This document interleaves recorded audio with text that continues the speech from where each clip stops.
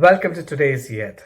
Today, we're going to discuss rising intonation and falling intonation. Let's start with rising intonation. Rising intonation is used when we ask an yes or no questions. In these questions, our voice rises at the end.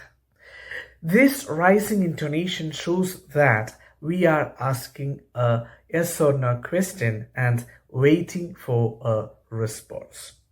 Let's take few examples.